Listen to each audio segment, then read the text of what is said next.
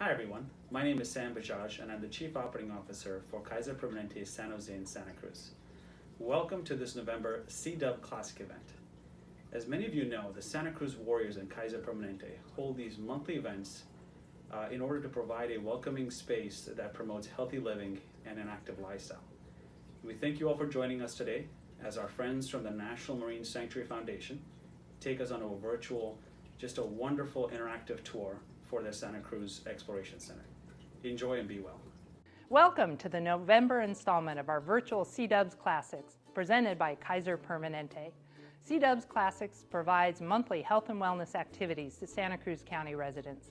My name is Janaea Kelly, and I'm the director of the Monterey Bay National Marine Sanctuary Foundation. The foundation is the nonprofit partner and advocate for NOAA's Monterey Bay National Marine Sanctuary. We raise awareness and funds for the important work of the sanctuary. And at this unprecedented time in our history, with all its stresses and uncertainty, it's been astounding to see how much the public is relying on the Monterey Bay Sanctuary to find their sanctuary. Most visitors to our area start their visit at the beautiful Sanctuary Exploration Center. However, due to the COVID precautions, the center has been closed to the public since March. But we are lucky enough to have the center's manager, Chelsea Prindle, to give us a tour behind the closed doors. Thanks, Janaea. As she mentioned, my name is Chelsea Prindle, and I'm the manager of the Sanctuary Exploration Center. The Exploration Center is a free public visitor center for Monterey Bay National Marine Sanctuary. We're located right across the street from the Santa Cruz Wharf. And to give you an idea, the Exploration Center is kind of like visiting a national park or a national forest. You might go to the visitor center to get oriented and learn more about the national park or national forest. And that's similar with us, except our national forest is underwater. So to give you an idea, I'd like to show you our map. And we have here a map of the central coast of California. We can see San Francisco here at the top, and this map goes all the way down to Cambria and just south of Big Sur at the bottom. And you can see this red line in the ocean is Monterey Bay National Marine Sanctuary. So that means everything within this red line is protected, kind of like a national forest on land. There are certain regulations that help keep the animals, habitat, and wildlife all safe within this area. So like I mentioned, we're here in Santa Cruz right now, so if you were to go to the beach or go to the tide pools, you'd be in a protected place, which is pretty awesome. So like I mentioned, the Exploration Center helps introduce people to this special place, show them some of the wildlife that they might be able to go and explore themselves, and also some of the really amazing habitats and ecosystems we have underwater. So I'd like to show you some today. At the Sanctuary Exploration Center, we introduce people from everything to the watersheds on land all the way to the deep sea. Now it's really important for us to introduce people to watersheds because that's the way that they are connected to their sanctuary. Everybody on the planet lives in a watershed, especially people who live here in the central coast of California. Their watershed is very close to the ocean.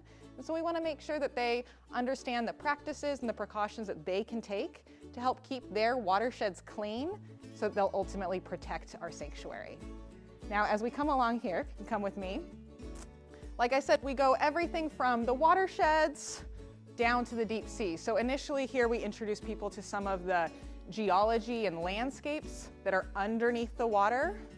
And then as you continue to go through our geology hall, we also introduce people to some of the research techniques that happen in the sanctuary. Researchers are really interested in learning as much as they can about Monterey Bay Sanctuary, from the deep sea to leatherback sea turtles to even whales that have died and sunk to the bottom of the ocean. Because if we can understand as much as we can about the sanctuary, then ultimately we're better able to protect it. So here we are in our kelp forest exhibit. Now, the Sanctuary Exploration Center doesn't have any live animals. We're not an aquarium. But instead, try to have as many interactive, hands-on exhibits so that people can get a feel of what it's like to be underwater in the sanctuary.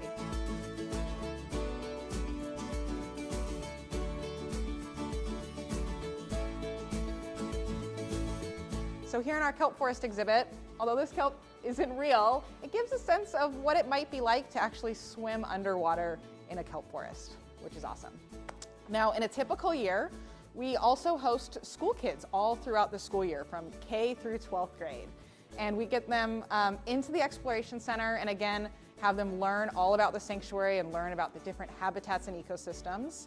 But then we always take them out onto the Santa Cruz Wharf or onto Cowles Beach to do some hands-on science and experience the sanctuary in person, which is really, really fun for us as educators and also fun for the kids that are able to come here. We mostly reach Santa Cruz County and Monterey County students. However, when we have grant funds available, we are able to offer transportation scholarships and program fee scholarships to get kids from other communities, maybe that are in low-income communities or underserved populations, so that they can come and experience the Exploration Center, sometimes experiencing the ocean or the sanctuary for the first time. So that's something that we really look forward to doing again when we're open. In the meantime, we're actually doing distance learning programs. So if you happen to know a teacher or you have kids that are in school, please feel free to contact us because we're doing all of our programs virtually from in the center and we can reach any class all over the country. So we'd love to have you sign up and experience more about the kelp forest or the deep sea communities with us.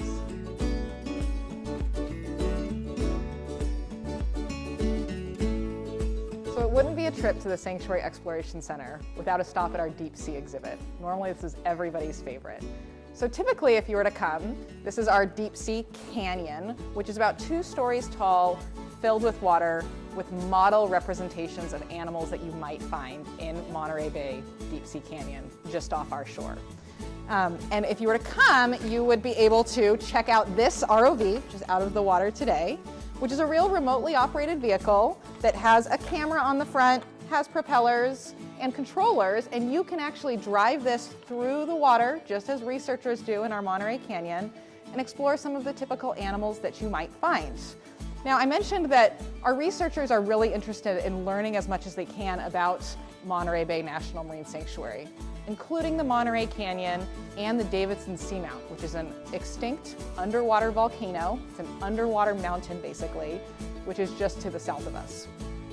Now, just in the last 3 years, our scientists have been able to go on research expeditions to explore the Davidson Seamount more. And on a recent expedition, they found just south of the seamount itself a little area of a rock outcropping that they happened to find something amazing. They accidentally came upon thousands and thousands of deep sea octopus, all hanging out in rocks and crevices in the seafloor. And obviously, they were very interested about what these octopus were doing. Why were there so many of them? Why were they together? And why were they hanging out in little crevices? So after going back for 2 years to what we've now called the octopus garden, scientists have discovered that these are mostly female octopus that are brooding or sitting on their eggs. So just like birds on land sit on their nests to brood their eggs, even in the deep sea, mother octopus sit and protect and keep their eggs warm. That was the other amazing thing about this discovery, is that we found out that there's actually slightly warm water coming up from the cracks of the rocks in this area. And that's why all these octopus had found this one place to make their brooding home. Like I said, we've come back for a couple of years now, and they're still there. Not the exact same individuals, but this is a reoccurring phenomenon that scientists are studying. So that's just one example of a really amazing research discovery that our scientists have recently made, that now at the Exploration Center, we get to share with our visitors and get to connect them to what's happening out in our sanctuary. Thanks for checking out the Exploration Center with me today. I hope that we are open soon and you're able to come visit us in person. In the meantime, I hope you can check us out online and maybe book one of our distance learning programs. But for now, I'm going to pass it back off to Janaea to learn more about the sanctuary and the foundation. Okay, now that you've gotten a chance to see what's inside the visitor center, I thought we'd take a little walk along the sanctuary's edge and get a sense of what is so special about this area. But before I head into that, I want to comment on Chelsea's talk about the octopus garden. And a little known fact to those of us in this generation, it turns out the octopus, the plural of octopus, is actually octopus or octopuses and not octopi, like we were all taught as kids. So there you go. That's our burden to hold, is to help transition people into saying octopus. Anyway, So now back to the history. Chelsea, you heard her talk a little bit about the sanctuary being like a national forest, which is very much true. We are a national sanctuary just like Yosemite or the Grand Canyon, but again, it's all underwater. And the reason, kind of the storied path to getting to become a sanctuary and get that designation started back in the 1970s when we were under threat of having offshore oil derricks off our coast. And some community activists like Dan Hafley and Sam Farr created this big community uprising, and they were able to stave off those oil derricks and keep them out of this area. However, that was just a temporary. Then when Congressman Leon Panetta, Sam Farr, Dan Hafley, Fred Keeley got together as legislators and created the legislation to designate this area as a marine sanctuary that gives it in perpetuity the federal protections against things like offshore oil drilling. So this area is so incredibly special that those legislators I talked about, now Secretary Leon Panetta, Sam Farr, Dan Hafley, Fred Keeley, along with Ted Balistreri, who owns Cannery Row Company, Hillary Bryant, the former Santa Cruz mayor, and Nova Covington are all on our foundation's board of directors. And I think that's a real testament to their commitment to the health of the sanctuary, that almost 30 years later, they're willing to invest their time, energy, and resources into the foundation. And the mission of our foundation is to leave eventually a thriving Monterey Bay National Marine Sanctuary to future generations by protecting habitats and wildlife, advancing scientific understanding of the sanctuary, and inspiring the public to be its stewards. And that kind of segues into some of the programs that we run. And we're finding that at this time of COVID, right, we are finding people flocking to the sanctuary from all over the state and risking, fines when there was a time they were giving out fines, risking catching the COVID from other visitors, but they were willing to do that and drive hours to get here to find their sanctuary along these shores. You see it over and over again. And one of the programs that we work to support is called BayNet and T-Motion. BayNet are the volunteer docents that line the water's edges in Pacific Grove, Monterey, and we used to have them on Westcliff Drive where we are now, and we're searching for funding to get them back here. And what they do is they greet the visitors, they educate them about the sanctuary and the wildlife they're viewing, and make sure they don't get too close to wildlife. Then we have T-Motion, which does the same thing out in the water, and you have people trying to get close to sea otters or feeding whales. So we want to bring the community to wildlife, but make sure they're doing it in a safe way. The third program that we raise funds to support is the whale disentanglement effort. And we find that our whales, primarily humpbacks that are traveling through the sanctuary, often get tangled in discarded fishing line and anchors and pots. And so we fund the training, the equipment, the boat time for those rescue first responders to get out and disentangle those whales. So those are a couple of the things that the foundation does. And if any of those programs inspire you to get involved, you can volunteer for the organization, you can become an ocean advocate, speak out on behalf of our sanctuary, you can attend some of our events. For example, on December 6th, we'll be having our second annual Sanctuary Sea Stars Brunch, where Secretary Panetta and Hillary Bryant will be bestowing honor and recognition on 5 Sanctuary Sea Stars. We'll have a film premiere. We'll have a friend of mine whose name is Haben Girma, who is the first deaf-blind woman to graduate from Harvard Law School. She also is recognized by Presidents Obama and President Clinton, and she's been designated as one of Forbes 30 Under 30. And the reason she'll be our keynote speaker at this event is because she also went surfing in the Monterey Bay. So she's going to talk about what it's like to be deaf and blind and be surfing. We're going to premiere our foundation film, and we're going to have a fantastic online auction. And that's live now, so I wouldn't miss it if you have any interest in going golfing with the Secretary Panetta and Ted Balistreri is one item. And our signature item is a camping trip, socially distanced outside for 20 to 30 of your friends at Point 16 in Big Sur, overlooking the sanctuary. It's absolutely spectacular. So get a group together and bid as a group. Again, the link to get into the auction will be down below. And tickets to the brunch this year are donation-based. So if you feel moved to donate to the foundation, if you donate between now and December 31st, your donation will be matched. So you can make twice the impact. So thank you for that support. We're grateful for your contribution. Hi, you can see I changed outfits to talk about this next section of the sanctuary. Chelsea mentioned a little bit about what makes the sanctuary so special underneath the surface, and on the surface we know about all of the boating and whale watching and fishing and stand-up paddling and canoeing, all the recreational and vocational things you can do on the water, the surface of the water, but also along the water's edge we have some of the most spectacular surf on the planet, from Mavericks and Half Moon Bay all the way to Ghost Trees and Big Sur.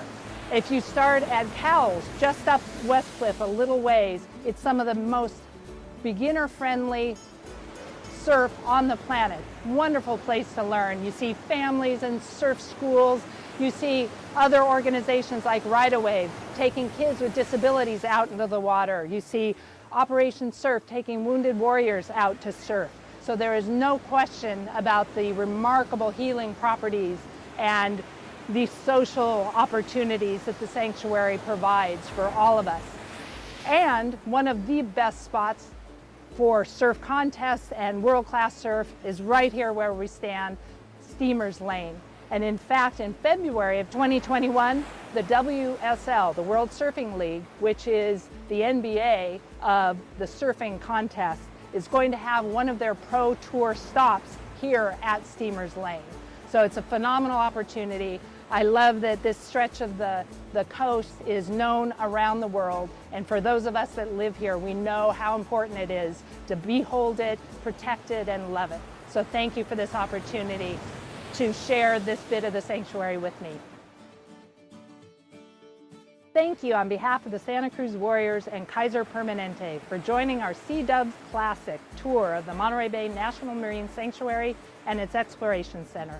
The Warriors and Kaiser Permanente have activities last Monday of every month through their Sea Dub Classics program. For more information, visit santacruzbasketball.com/classics.